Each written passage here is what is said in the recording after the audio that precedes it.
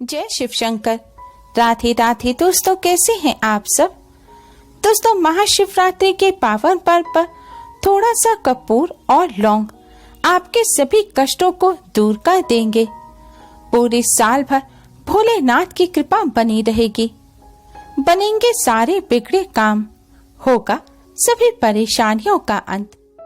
दोस्तों, फाल्गुन मास की कृष्ण पक्ष की चतुर्दशी को महाशिवरात्रि का पर्व मनाया जाता है। इस बार महाशिवरात्रि पर्व को लेकर कंफ्यूजन है, क्योंकि चतुर्दशी तिथि 18 फरवरी की रात 8:02 पर शुरू होगी।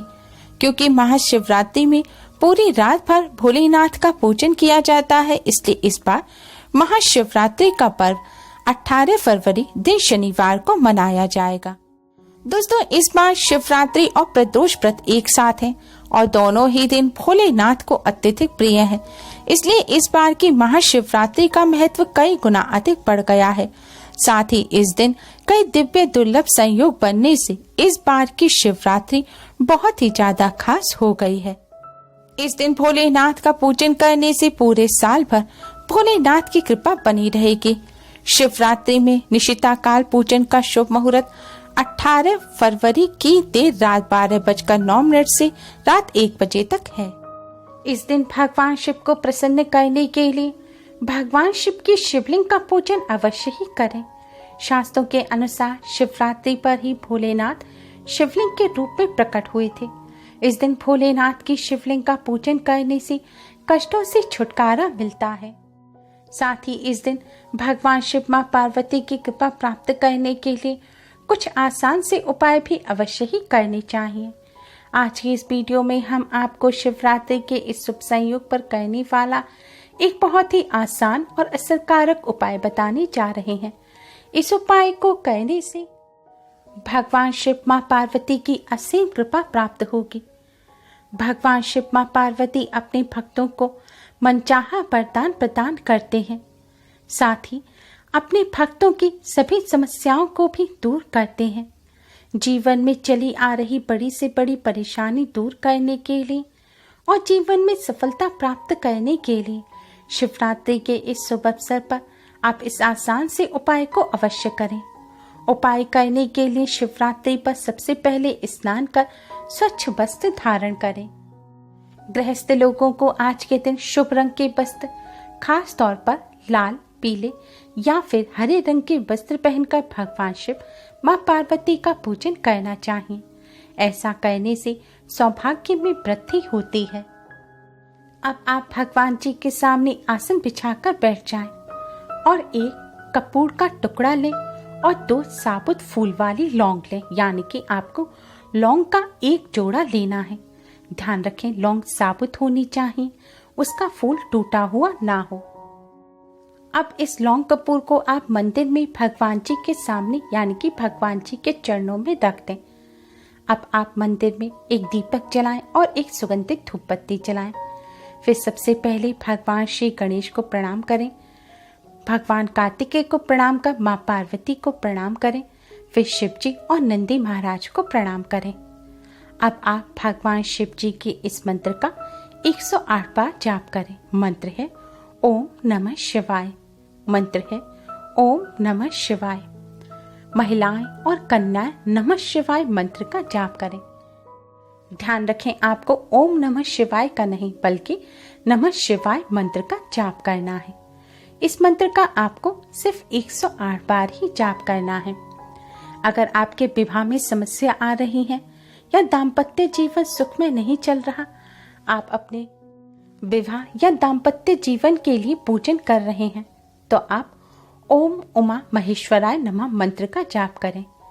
पुरुष हो या महिला, वैवाहिक जीवन के लिए आपको ओम उमा महेश्वराय नमः मंत्र का जाप करना है। या आपको कोई स्वास्थ्य संबंधी समस्या है, कोई बीमारी है, या आप अपने घर परिवार में किसी व्यक्ति के स्वास्थ्य के लिए इस उपाय को कर रहे हैं, तो आप महामृत्युंजय मंत्र का 108 बार जाप करें। मंत्र है ओम त्र्यंबकम यजामहे सुगंधिम पुष्टिवर्धनम उर्वारुकमिव बंधनान् मृत्युमुच्य मामृतात्। अगर यह पूरा मंत्र आप ना पढ़ सकें तो आप ओम नमः शिवाय या फिर महिलाएं नमः शिवाय मंत्र का ही जाप करें। इन मंत्रों का जाप आप उंगली पर गिनकर या आप किसी माला पर जाप करते हैं उस पर, या फिर हो सके अगर रुद्राक्ष की माला है तो उस पर जाप करें। मंत्र का जाप करने के पश्चात दोस्तों, अब ये लौंग कपूर आप अपनी दाहिने यानी कि राइट हैंड की मुट्ठी में दबा लें और फिर भगवान श्री गणेश को प्रणाम करें, भगवान कार्तिकेय, माँ पार्वती को प्रणाम कर भगवान शिव जी और नंदी महाराज को प्रणाम करें और आपकी जो भी समस्या है वह आप भगवान जी के सामने कहें।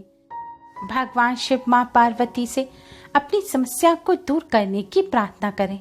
आपकी जो भी मनोकामना है, आप प्रेम विवाह करना चाहते हैं या फिर आप किसी खास नौकरी को पाना चाहते हैं, या आप विद्यार्थी हैं, या आपके स्वास्थ्य संबंधी कोई भी समस्या है, या संतान की कामना से इस उपाय को कर रहे हैं, जो भी आपकी मनोकामना है वह आपको भगवान जी के सामने कहनी है।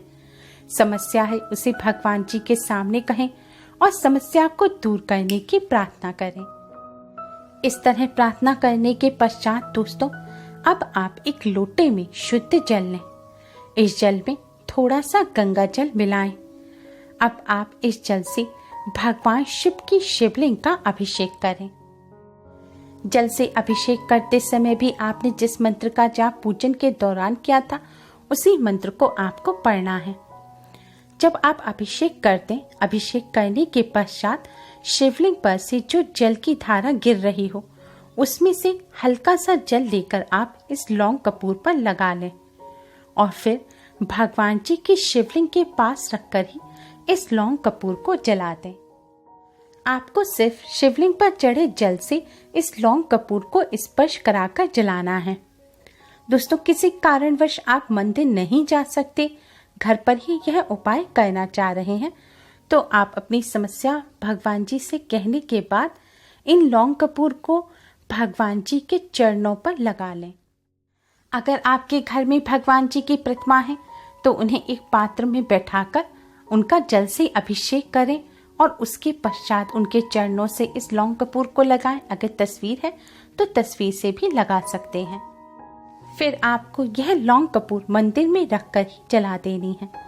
लौंग कपूर जितनी देर जलती रहे आपको उतनी देर उसी मंत्र का जाप करते रहना है। आपने जितना कपूर लिया है उससे यह लौंग अगर जलकर खत्म ना हो पाए तो आप एक्स्ट्रा कपूर ऊपर से भी डाल सकते हैं, लेकिन ध्यान रखें कि आपको पूरी लौंग को अच्छी तरह से जलाना है। लौंग कपूर जलाने के बाद जाने अनजाने में की गई सभी गलतियों की भोलेनाथ से क्षमा मांगे। दोस्तों, इस उपाय को करने से भगवान शिव मां पार्वती की कृपा से जीवन में चली आ रही बड़ी से बड़ी समस्या दूर हो जाती है। भगवान शिव मां पार्वती अपने भक्तों को मनचाहा वरदान प्रदान करते हैं। ध्यान रखें, कोई भी पूजन है या उपाय है उसे आपको पूर्ण विश्वास के साथ और सकारात्मक सोच के साथ ही करना है, क्योंकि जब तक आपको भगवान पर विश्वास नहीं होगा तब तक आपका पूजन भी सफल नहीं होगा।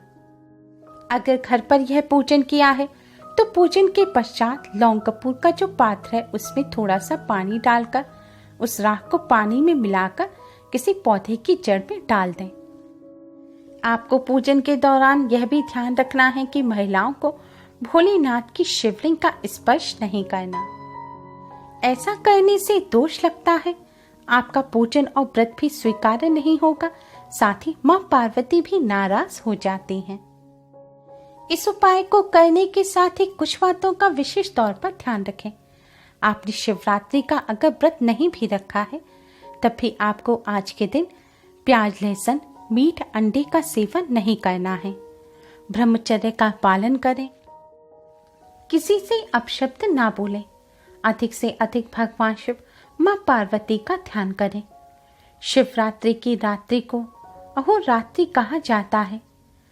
इस शिवरात्रि पर रात्रि के समय भगवान शिव मां पार्वती का पूजन करने से सोया हुआ भाग्य भी जाग जाता है। इसलिए हो सके तो रात में आप जितना भी जाग सकें अधिक से अधिक रात्रि में जागकर भगवान शिव मां पार्वती का पूजन करें।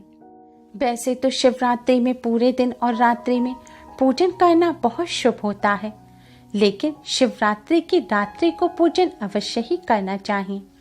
विशेष तौर पर रात्रि 12 बजे से 12:30 तक निशिता काल के समय भगवान शिव मां पार्वती का पूजन करने से कई गुना अधिक पुण्य फल प्राप्त होता है और भोलेनाथ मां पार्वती की भी असीम कृपा मिलती है। तो हो सके तो आप इस उपाय को भी रात्रि निशिता काल में करें। अगर निशिता काल में ना कर सके तो आप प्रदोष काल, जो सूर्यास्त से 45 मिनट पहले और 45 मिनट बाद तक का काल होता है, उस दौरान भी आप यह पूजन कर सकते हैं, क्योंकि प्रदोष काल भोलेनाथ को ही समर्पित होता है।